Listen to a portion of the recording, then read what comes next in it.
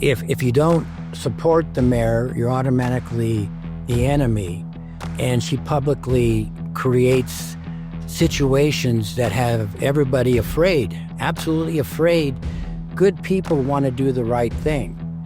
But if you're on the opposite viewpoint, or not even the opposite, just a different viewpoint of what is good for Pueblo, and you don't support under loyalty, under whatever she says, she's 100% right, the vindictiveness, the fear in this community is out of control for those that have dealt with her. And the reality is that's not what a leader does.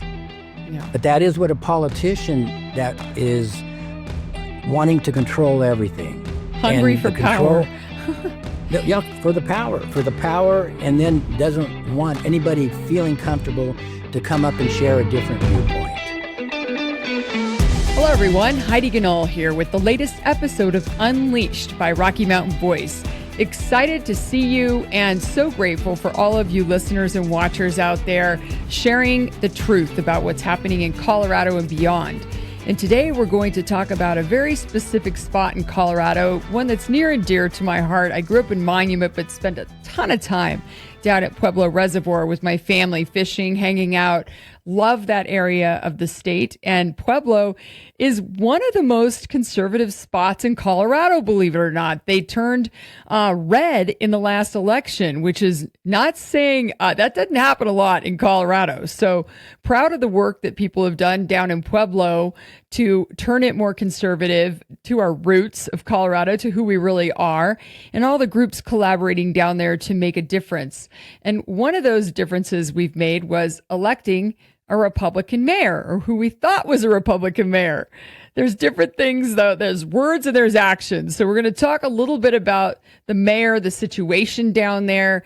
And in order to do a deep dive on this beautiful spot that I adore, Pueblo, Colorado, I thought it best to bring on a good friend and someone who's grown up in Pueblo, lived his whole life in Pueblo, been in real estate there for 48 years, and was on the Pueblo City Council for 8 years, and still very involved in the political scene in Pueblo. Randy Thurston, welcome to the show. Heidi, thank you. As always, I love having the conversation with you. Well, you know more than anybody else what's going down in Pueblo. And there's some serious things going down, especially in the election coming up. Tell us what's up. Well, there's historic moments in every community, and this is one of the most massive game changers that's on the table here. And the question really is, do we keep the mayor that we've had for 7 years, or do we go back to a professional city manager that really has the skill set and know how to deal with the issues of running a government instead of a political person making political decisions? So, Randy, the issue on the ballot is, do you keep the model of having a mayor in place? Because Heather's been the mayor for, a year or two? Or do you go to a city manager leadership model? So you have a city manager, you do not have a mayor. Is that correct? That's correct. We've had a city manager forever till 7 years ago. And the actual ballot question says, do you support going back to a professional city manager? And so if people vote yes, they're voting for the change to go back to have a professional involved instead of politics. Okay, so tell us why it's gotten to this point. I have some ideas because I've had my own experience with Mayor Heather, but and they have not been positive. But tell me what your take is on why people got to this point. Well, we all have wanted to grow and expand and prosper and be attractive to people moving in, businesses coming in, businesses thriving, being fiscally responsible, and knocking out crime. Because Pueblo historically has always been a community that you could go out in the middle of the night and take a walk. Mm-hmm. Now you can't do that. One of the arguments is crime's getting better, and the citizens collectively do not feel that. And what about development, like business development, the economy? What's going on there, and have things improved or not since she took over as mayor? Well, again, the hope was that she would become business and developer friendly so we can bring in outside money to expand the tax base. Expanding the tax base is critical for Pueblo's future and its fiscal ability to take the burden off of the citizens that keep getting charged more and a higher responsibility of running a government without bringing more people in. Yeah, and it does seem like there's some budget issues too. How's that going? Is the budget balanced, or is there a surplus? Is there a negative balance? What's going on with that? Well, what's interesting is I spent 8 years with the city manager, and obviously having been here in Pueblo, I understand the dynamics of our financial fiscal snapshot. And all the years we've had a city manager, I can't think of one time that we dipped into the rainy day fund, the reserves. In fact, when I was on council, we had a 7% mandate that every dollar that came in went into the rainy day fund just for the protection of future generations. As soon as the mayor became the form of government, which is political, all of the common sense, all of the professional structure, everything went out the door about as fast as you can imagine. And over those 7 years of the money that we've worked so hard for, decades and decades of building up that rainy day fund, they have close to $63 million in deficits in that 7 years, where before that, we didn't tap into it at all. So I think that gives a clear picture, but the citizens don't realize that. These are the things that if the citizens knew, they would be begging to have back to the change of government to a professional city manager that would not have ever let that happen. That's so unfortunate. Pueblo seemed to be really, it has so much opportunity. It has the opportunity to be one of the brightest spots in the whole state. It's beautiful. The people are amazing. And, most people in Pueblo have been there their whole lives, or similar to you, have just been part of the community.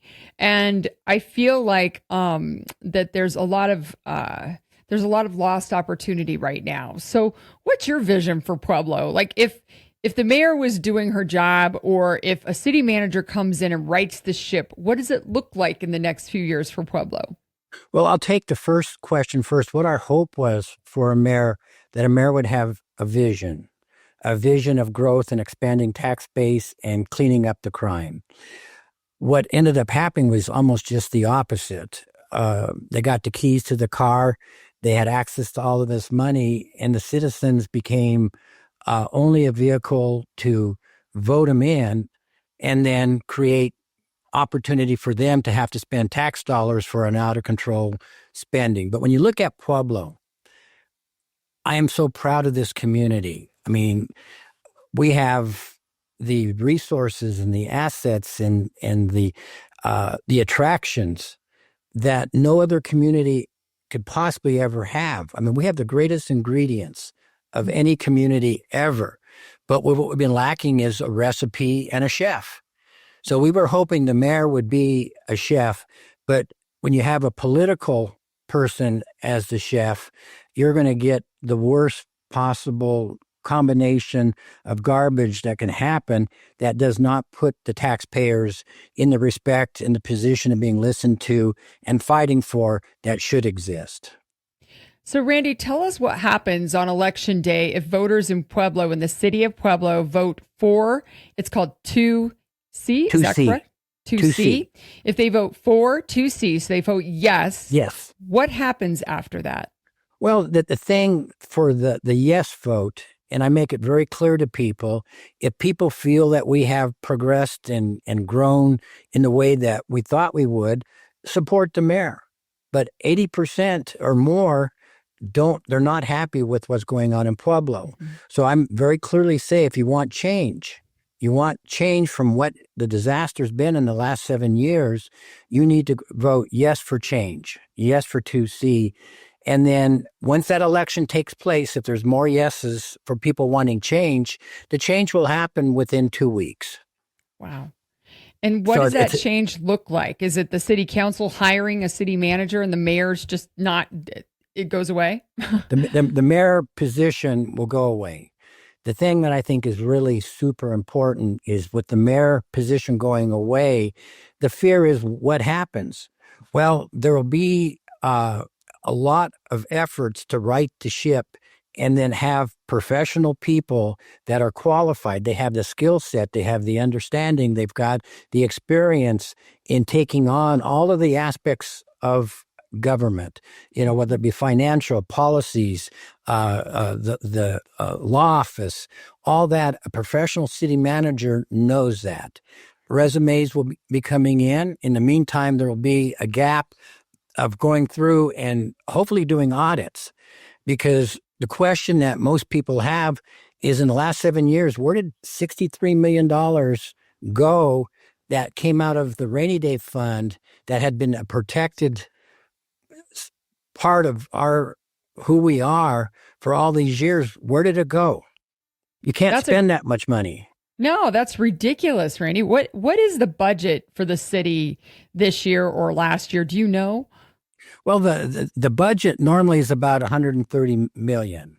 Okay. And then the reserve, and one thing that I learned when I was on city council, you never, ever, ever, ever balance your budget off of rainy day money. Right. That is a protected part of this community. And any community that is prospering and thriving and serving the needs of the citizens never tap into the reserves. That has just been political decisions here, and more people hired here, and money being spent on buildings, which we'll get into. I mean, it's just a hodgepodge of just spend. And at the end of the day, there is no accountability to the citizens. But yet the citizens aren't aware that this type of situation is going on. When the mayor gets up, they talk about how much they've done and good things, but they control the microphone. They do not control the facts that need to be out there for the citizens. So talking about buildings and deals and corruption, there's a story out there about a purchase of a building that makes my eyebrows raise a little bit. Tell us more about that. Well, it's the PBR building, and it was funded decades ago for economic development with half-cent sales tax. And they built a building that was around $11 million, maybe more than that, and it was to bring economic development to Pueblo.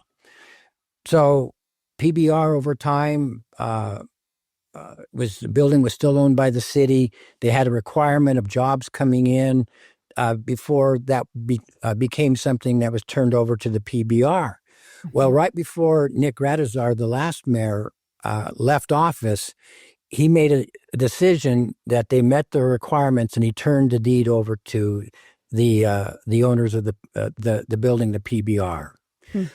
Then immediately there was economic development opportunities. We had one major company that would have brought lots of jobs into it. And then we also had somebody that wanted to have a hotel down there. And both of those were pushed out by the mayor because she had visions of grandeur to have her city offices located in there. Wow. So I don't know how to say it, but the label on this building is called the Mayor's Mansion. Wow. Now you have to understand, we had adequate offices. We're going to right-size government, so we're not growing more people coming in. We're having our people be more effective if you right-size government. There's a lot of waste and inefficiencies there. But instead, besides the city hall, now she's got this beautiful building on the Riverwalk that costs $11 to $11.5 million. And she bought it. But the interesting thing is when she bought it, one of the individuals that wanted to put a hotel in it that was pushed out ended up buying it for $6 million. And then Heather immediately turned around and bought it for $7 million and paid him $1 million. Wow. for just to sign paperwork and a deed. That's crazy. And before that, what I was told, it was actually available that it couldn't be bought for $4 million. But irrespective of that, it's taxpayer dollars. Heather would never spend her own money on that.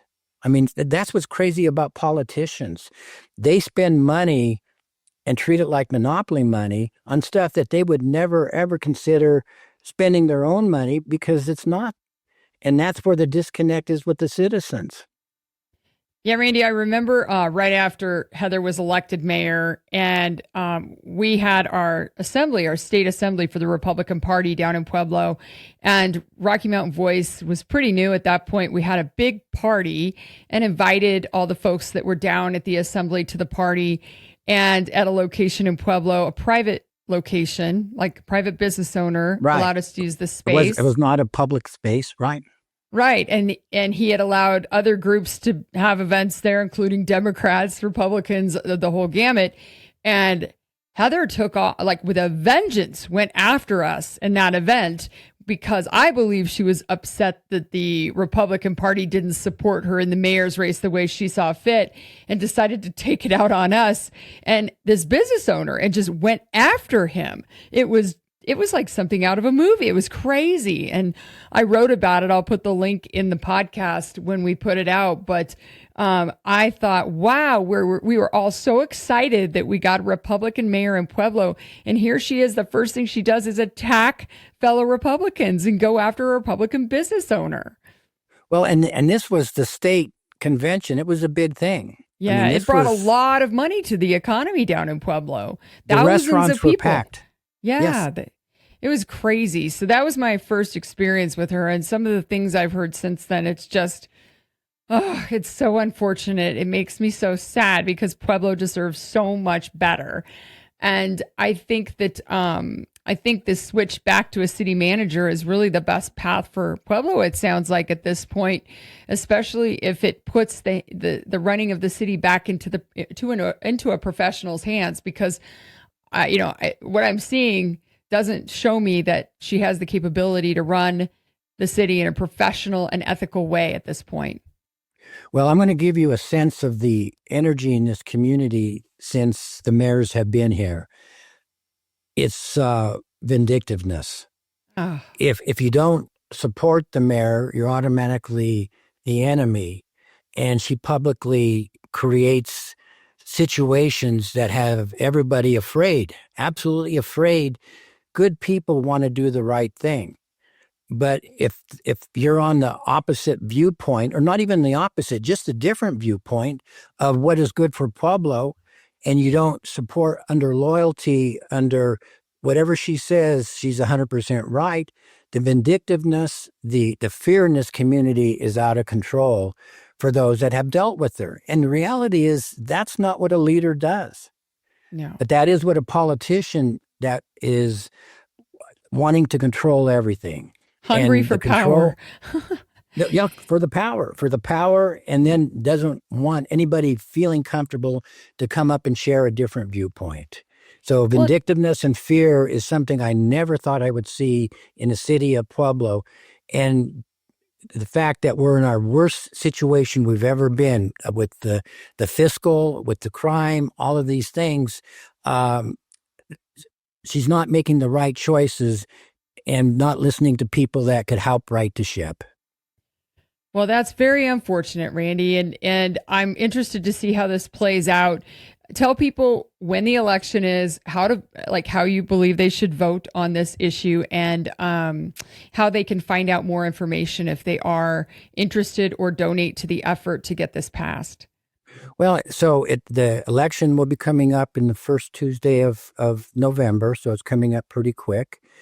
And when it comes down to what I tell people, and this is just crazy, but 80% of the people that is involved in the conversation are not happy. And most of them are afraid to come out and say anything because of the vindictiveness. But when you really have this election coming up, the people that really think that Pueblo is thriving and growing and doing well support the mayor. But the people that see that things are not what they should be, when people see that we've gone backwards, and especially when they understand the fiscal responsibility, the situation that is devastating to the citizens, that will be the game changer for Pueblo. So the organization is called Taxpayers for 2C. Okay. Taxpayers for 2C is where the efforts are of the group of people that aren't afraid of the vindictiveness. If she brings it on and she does things, there's consequences that will fall on her for being vindictive. Government does not allow this type of situation to exist. So the money going to taxpayers for 2C, the conversation going for 2C, and I'd like to kind of share some other things that I think the citizens really need to know. I don't know if we have time to do that, Heidi, because it's about understanding the reality. We've talked about the fiscal situation. So with the fiscal situation, Heather wants to pass a 1% sales tax. Mm-hmm. And the 1% sales tax will generate approximately $26 million, not before any other reason is that she squandered the money that exists, including the rainy day fund. So she's now looking for other ways of generating revenue. So with the revenue with the 1% sales tax, she's anticipating it's going to raise $26 million a year. Wow. For putting more burden on the limited number of our taxpayers. Instead of expanding tax base, it's expanding the cost to the existing taxpayers. Can you imagine the city of Pueblo that's really at this point metal to metal, having $26 million taken out of its economy for small businesses, for restaurants, for people buying cars, all of this being sucked out to go into the beast of big government that's irresponsible. That's what happens when you have this. That's really unfortunate. And right now, people need more money in their pocketbooks, not less, especially when a politician doesn't have any accountability for how they're spending that money. So it sounds like no on 2C if you support having less money in your pocketbook and corruption, yes. And yes on 2C if you want a professional running the city again and making sure that things are, that the money is accounted for and we understand the vision for Pueblo and we can hold politicians accountable for their actions. Well, when you really look at the uniqueness of Pueblo, we've been waiting our entire life for a vision. The city managers have very well served the responsibilities of right-sizing government and working for the benefit of the citizens. And the reason they work for the benefit of the citizens is that's what their role is. Mm-hmm. They're not a political appointment. They don't owe favors to a buddy here that they give a contract to. Or I'll give you an example. A city manager would never buy a building on the Riverwalk, take it off the tax rolls. And for 10 years, being off the tax rolls will cost the taxpayers $3 million. Just that one action of taking it off the tax rolls. Wow. Putting city employees, they have to furnish that with furniture. They've got to remodel the offices. They've got to create a not insurance because they self-insure, but it still falls back on the taxpayers. They have to, utilities, maintenance, all of that. When that was brought in front of city council, here's how it was sold to city council. It was sold that if they built a complex for city employees, it would cost $25 million. It was sold to them that we have this opportunity of buying this building for $7 million, and it makes sense because it's so cheap. That's it. There was no financial impact, no financial numbers. The funding of that, it was through COPs. And the COPs is something that will go for 20 years on the budget every year as a cost of making a mortgage payment, which is not quite the same because it's bonds that are sold, but it's the same thing. You have to pay for it for 20 years. None of that was given to city council. And so you've got that going on, and collectively with all these things, that's why there's the $12.5 million this year deficit. But the biggest one that will probably get known for around the country not in a good way is we have a police building that's probably 20 years old, and it's just right around the corner from the city hall. Big, beautiful building, 3 stories high. It was built for $22 million. When Heather talks about it, she says it was built for $32 million, but it's not true. A lot of times her facts are not correct. It was built for around 22 million, and now they're having problems with the air conditioning, which isn't quite true. They've had it for quite a while because it was a maintenance issue. It was a closed air conditioning system. As long as it was maintained, it was definitely in a working situation. She created an emergency city council meeting on a Thursday night. An emergency meeting. And you know what? To do an emergency meeting, it better be an emergency. Mm-hmm. And in that, you get to bypass the bidding. You don't have to put things out to bid if it's an emergency. So they had already been negotiating. When I say they, we're talking the mayor and her key person for economic development with a single source opportunity. And when I tell you what the number is, you're going to think that I'm lying. Uh-oh. All verifiable. And everything I'm saying, I want people to verify for themselves. In fact, I would love the mayor to come on and challenge, have a debate with me and bring the facts to prove I'm wrong. I'd love to host that. Would you host that? That would be great. Of course I would. Of course I would. I don't know that the mayor's going to agree to it, but happy to do it. We can have an empty chair, Randy. We can have an empty chair if she doesn't show. Well, if she's being honest and for the citizens, she should have no problem defending her position. Right. $8.8 million for an air conditioning. Just put in new air conditioning because they didn't maintain it well? Well, $8.8 million, you can build an airplane for $8.8 million. Wow. I mean, this is the most incredible thing I've ever heard. And she did it as an emergency meeting, which means she didn't have to bid it out. I guarantee you it's not even close to what the cost would be. But guess what? It's not her money. It's the taxpayers' money. Right. If it was her money, I guarantee you she would have maintained it. She would have maintained it to where it's not in this situation along those lines. And I can go example after example after example. Another one is her top administrative people. She knew how much money has been taken out of the reserves. She knows that we're getting into outrageous amounts of rainy day money being spent and wasted and inefficiencies. She gave her department heads massive raises. Wow. Massive. We're talking $25,000 to $40,000 in 1 year.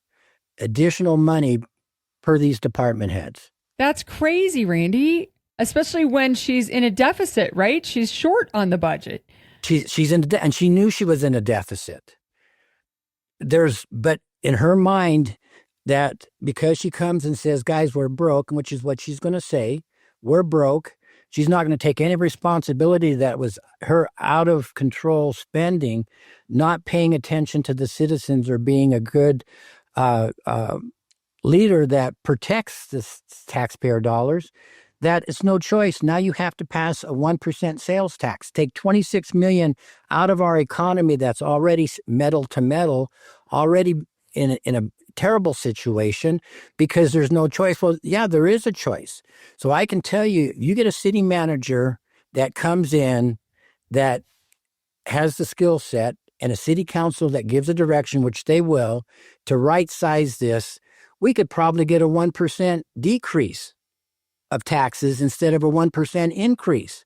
But guess what? She has to be willing, or the city manager won't have to do this because they'll be automatically, they'll be selling the buildings that she bought, the buildings that are total waste. They'll sell those buildings. They will right size, get rid of the raises that weren't in a situation that should have been given in the first place due to our financial situation. They will be in a situation of creating a restructure of the government that will get rid of the waste and fraud and inefficiencies, because even a good city that is operating strong still has about 20% of inefficiencies. Right. Well, Randy, it sounds like it's a hot mess, and it sounds like the option to vote yes on 2C to change the format back to the way it used to be and get a professional in there to fix this mess and to turn things around for Pueblo is the best option. We really appreciate you coming on and talking about these hot button issues and the mayor who's not doing such a hot job and hanging out in her in mayor's mansion that she purchased, I guess. Well, she hasn't moved in yet, but it's going to be crazy. Well, it's going to be crazy. Thank you for sticking up for the people of Pueblo, as usual. I think you're one of the most, you're one of the people that's most devoted to the people of Pueblo. And I appreciate all the work you do. And I appreciate going out on a limb here to tell people what's up, because a lot of people don't know about this. And we'll get the word out through this podcast on social media and through the podcast channels, but would appreciate it if you could keep us updated and let us know how things play out and how people can help. Well, Heidi, I appreciate it. And I just want to make one final statement that you get a professional and not a politician. You have the citizens' best interest. You want to be transparent and let the citizens know everything that's going on, that you're not making presentations that lack valuable information for council to make a decision based off of that. All of a sudden, things will change, but it will not get any better if this process remains intact. There has to be a change, and the majority of people I talk to want a change, and now is their chance for their voice to be heard. The voice is, you want change, you vote yes on 2C. My dog Henry agrees with you. He's woofing. Well, tell Henry I said hi. Well, thank you, Randy. Let's stay in touch. And I hope everyone got this message loud and clear that yes on 2C will bring Pueblo back to prosperity and put it in the hands of a professional to run the city instead of a politician. Thanks for joining us. And we'll see you on the next episode of Unleashed. Heidi, thank you very much. You take care now.